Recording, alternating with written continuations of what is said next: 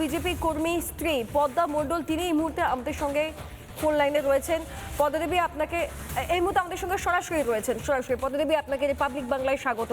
দেখুন, একের পর এক গুরুত্বপূর্ণ পদক্ষেপ আমরা নিতে দেখছি।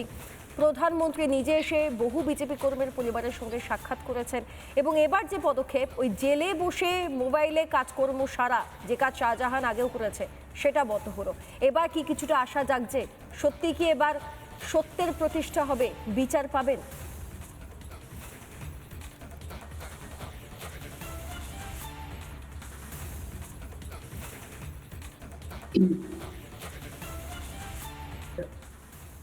একদম জেলে বসে শেখ শাহজাহান এতদিন ধরে জামাই যত্ন পেয়েছে এবং ওখানে পুরোপুরি মোবাইল ফোন ব্যবহার করতো। এই মোবাইল ফোনের মাধ্যমে পুরো সন্দেশখালী এলাকা চালিয়েছে এবং ওর যা যা নেটওয়ার্ক আছে সমস্ত নেটওয়ার্ক চালিয়েছে, এমনকি জেলে বসে ফোনও করেছে। তো আজকের যে মুখ্যমন্ত্রী যে সিদ্ধান্ত নিয়েছে, এই সিদ্ধান্তকে আমি কুর্নিশ জানাই এবং সম্মানীয় শুভেন্দু অধিকারীকে আমি বারে বারে আমি প্রণাম জানাই যে সত্যি ন্যায় প্রতিষ্ঠা হতে চলেছে। বিজেপি সরকার ক্ষমতায় এসেছে এবং সম্মানীয় শুভেন্দু অধিকারী মুখ্যমন্ত্রী হয়েছে, ওনার হাত থেকেই ন্যায় প্রতিষ্ঠা হচ্ছে এবং আমরা সঠিক বিচার পাবো। এই মাওবাদী জেহাদি এই জঙ্গি সংগঠনের সাথে যুক্ত এই শেখ শাহজাহান জেলে বসে আরো যে কত কুকীর্তি করে চলেছে, এই ফোন যে আজকের বরদাস্ত করেছে, এটা শুনে খুব খুশি হয়েছি এবং মানুষ ন্যায় বিচার পাবে, এইটুকু আশাবাদী।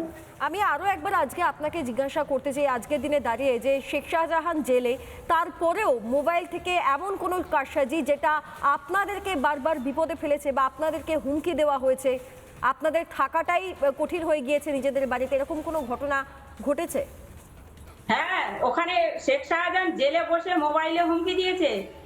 আমাদেরকে তো দিয়েছে, আমাদেরকে শুধু নয়, যে সরবেরিয়াতে যে মন্ডল পরিবার, তাদের যে জমি জায়গা, তাদের যে জমি দখল করে যে শেখ শাহজাহান মার্কেট বানিয়েছে, সেই মন্ডল পরিবারে বারবার হুমকি দিয়েছে যে আমি শাহজাহান শেখ বলছি, একদম কোনো কিছু বাড়াবাড়ি করবি না, করলেই পুরো বডি পড়ে যাবে, কোনো খবর হয়ে যাবে না।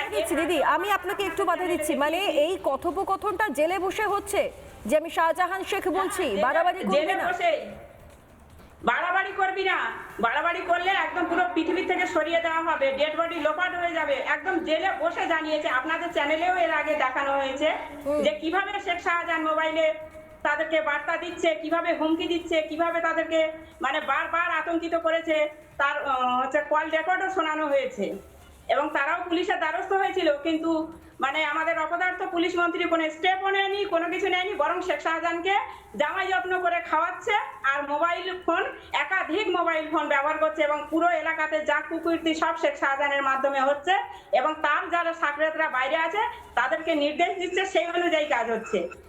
আমি সাথে সাথে এর আগে যে ভোলা ঘোষের যে ছেলে মার্ডার হয়েছিল এবং তার যে গাড়ির চালক, তাদেরকে যে মার্ডার করেছিল, পুরো শেখ শাহজাহান জেলে বসে পুরো প্ল্যানিং দিয়েছিল। শেখ শাহজাহান প্ল্যান করছে, তার লোকজন একটার পর একটা কাজ সেরে যাচ্ছে, একের পর এক খুন চালিয়ে যাচ্ছে, জমি বাড়ি দখলের হুমকি দিয়ে যাচ্ছে। এই ঘটনা জেলে বসে শেখ শাহজাহান সবকিছু জেলে বসে সব কাজ করছে।